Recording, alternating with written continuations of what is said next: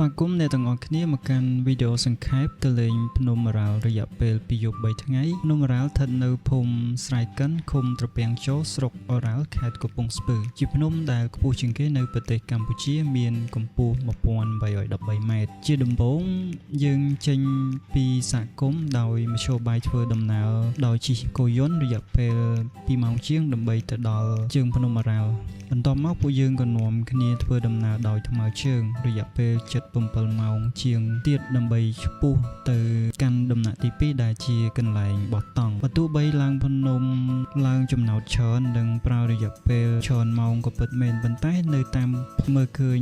ធម្មជាតិនិងដើមឈើធំព័ទ្ធជុំវិញដ៏ស្រស់ស្អាតអមជាមួយនឹងសំឡេងសត្វយំវាបានផ្ដល់នូវថាមពលនិងអុកស៊ីសែនជាច្រើនក្នុងការឲ្យយើងធ្វើដំណើរបន្តទៅមុខទៀតជាស្ដែងដូចអ្នកទាំងអស់គ្នាបានឃើញនៅក្នុងវីដេអូ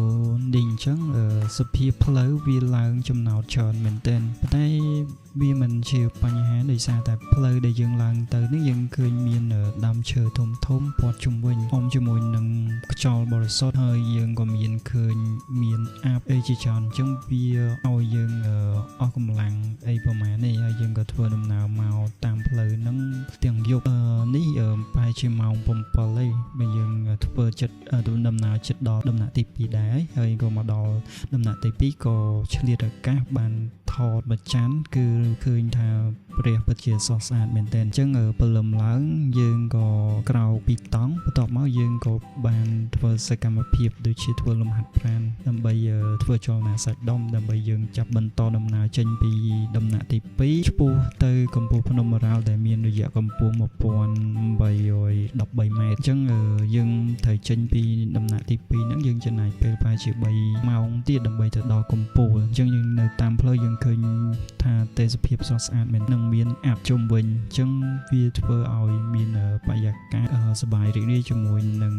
ធីមដែលយើងទៅជាមួយគ្នាណាដែលយើងឡើងទៅអញ្ចឹងយើងឃើញថាវាពិតជាផ្ដល់នៅ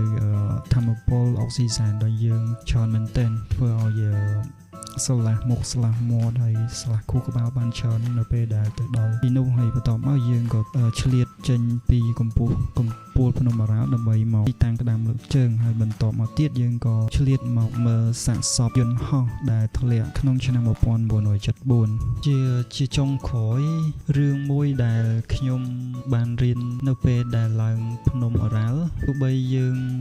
ឡើងភ្នំក្នុងរយៈចម្ងាយឆ្ងាយហើយជួបស្ថានភាពលំបាកប៉ុណ្ណាក៏ដោយមិនថាយើងដើរលឿនឬក៏យឺតនោះទេបើយើងមិនបោះបង់យើងនៅតែអាចទៅដល់គោលដៅដូចគ្នាដូច្នេះវីដេអូរបស់ខ្ញុំមានប៉ុណ្ណឹងសូមអរគុណជួបគ្នានៅវីដេអូក្រោយ